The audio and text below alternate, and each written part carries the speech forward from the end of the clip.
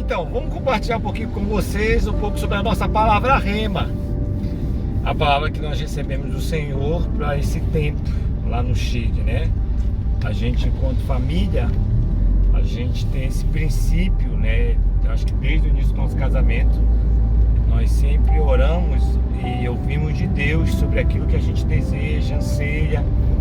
A gente cria expectativas no nosso coração, mas a gente sempre para, né, para sondar essas expectativas e ouvir do Senhor o que Ele tem pra gente.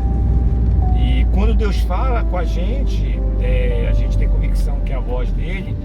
O que acontece? A gente pede uma palavra.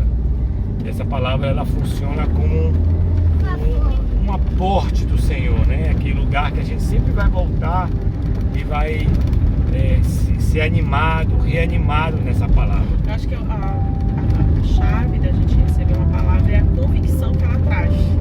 Que Deus está com a gente. Que Deus está com a gente, que vai dar certo, que vai acontecer. Porque a gente às vezes acha que são especulações da nossa mente, do nosso coração, mas quando Deus vem e confirma com a palavra, é um selo, né? E é muito legal, porque desde o início foi assim, né, amor? Nosso casamento, quando nós sempre foi assim. Tivemos dúvida, você principalmente, né? O Senhor tinha uma palavra. E aí Deus deu uma palavra pra gente, que é o Salmo 126, é a palavra do nosso casamento, Sim. Da nossa família. E é interessante que todas as vezes que a gente passa por algum desajuste no casamento, em que bate no coração, às vezes algumas incertezas, pensamentos que não vêm de Deus, a gente sempre volta nessa palavra para nos trazer essa convicção. Não, Deus nos colocou nesse lugar, a gente está aqui, não é por amor, é por obediência. O amor é uma decisão, nós temos mais de 7 palavras, versículos que confirmam o nosso casamento. E também quando Deus mandou a gente para Marituba, quando foi pra gente ir para Marituba, quando foi para começar a casa de Esther. Isso. E também, não sei se você lembra, quando nós estávamos na EFOL, a palavra que Deus nos deu sobre os meninos. Sobre o nascimento das crianças, sobre a palavra família. Que Deus nos deu sobre os meninos, né? Que eles seriam reis e rainhas, né? Sacerdotes do Senhor. E isso norteou, inclusive, a escolha do nome deles. Sim. Davi, um rei, e aí logo em seguida outro menino. Então nós decidimos colocá-lo no Natan. Exatamente. Porque para cada rei precisa de ter uma voz profética. Então Natan, e é interessante que o Natan tem essa veia profética muito aguçada, né? E está profetizando direto que a gente que a irmã dele vai nascer nos Estados Unidos. Sim. Né? Então, inclusive um pouco antes da gente saber que nós íamos para o Chile, nós nem falávamos ainda sobre isso, ele recebeu uma Bíblia em espanhol. E aí a pessoa que deu para ele disse, olha, essa Bíblia é profética, né? É Maria José. Foi Maria José, foi. A irmã Maria José deu essa Bíblia. E logo depois, bem próximo mesmo Jesus viu a Bíblia, aí ele pensou, eu vou falar pro Natan que eles vão pro Chile. Isso mesmo, exatamente. Foi nesse esquema aí. E a gente depois vai montando o quebra-cabeça, né? Porque a gente tem essa palavra, né? Que Deus nos deu. De Marcos 16.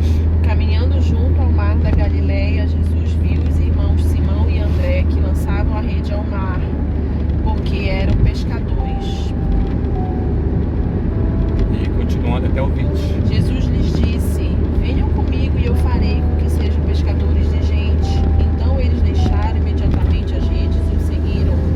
Pouco mais adiante, Jesus viu Tiago, filho de Zebedeu, e João, seu irmão, que estava no barco consertando as redes, e logo os chamou.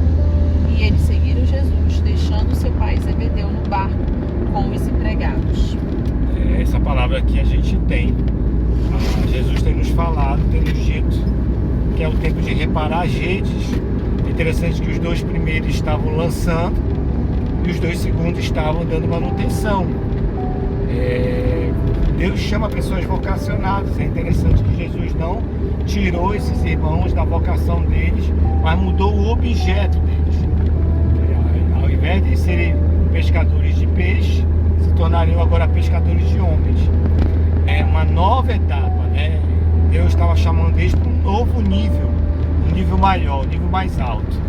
Então a gente entende que é isso que Deus está fazendo com a gente. Reparar as redes é um processo que demanda tempo. E não tem como você fazer isso simultaneamente. É interessante que a narrativa aí de Marcos coloca duas histórias, né? Os que estavam pescando, lançando, e os que estavam simplesmente reparando as redes, fazendo manutenção. Não tem como você fazer manutenção desenvolvendo o ministério. Não tem como você dar manutenção num carro andando com ele. Você vai ter que parar, né? Então é necessário parar. E o que impede muita gente de parar, às vezes, é o sucesso. Mas como eu vou parar agora que está dando certo? Como eu vou parar agora que está tendo sucesso? Como é que eu vou parar agora que está dando fruto? Mas é nesse momento, porque assim, quando dá fruto, quando dá sucesso, é interessante que tem as estações que precisam ser respeitadas. Uma árvore vai dar fruto, a gente está nesse período aí, umas mangueiras vão dar mangas, e depois vai ter o quê? O processo de interrompimento dessa produção. O que tinha que acontecer com a mangueira? Ela tinha que ser podada, ela tinha que ser adubada, ela tinha que ser tratada. Ela precisava de passar por um processo aí intenso para voltar a dar fruto novamente. Mas o problema é que a gente sabe que ela vai dar fruto, que é natural dela produzir, a gente não se preocupa com a qualidade do fruto. Então já pegaram. Pegaram o fruto do programa. Então quando a gente se preocupa apenas em frutificar, e aí é um problema, às vezes a estratégia que a gente está usando vai frutificar porque é natural. Mas não é uma questão de frutificar, é a qualidade do fruto. A questão que é em xeque é, eu preciso parar uma qualidade. Deus quer dar uma qualidade, algo melhor para o fruto. Por isso que a árvore precisa ser podada, por isso que a árvore precisa ser adubada, por isso que a árvore precisa ser regada. Ela precisa passar por um processo antes dela da próxima estação. Então a gente está entendendo isso. Que Deus quer regar, Ele quer podar, Ele quer tratar, Ele quer adubar para um próximo fruto. Não que não vai ter um fruto, vai ter muito fruto diferente, mas a qualidade do fruto.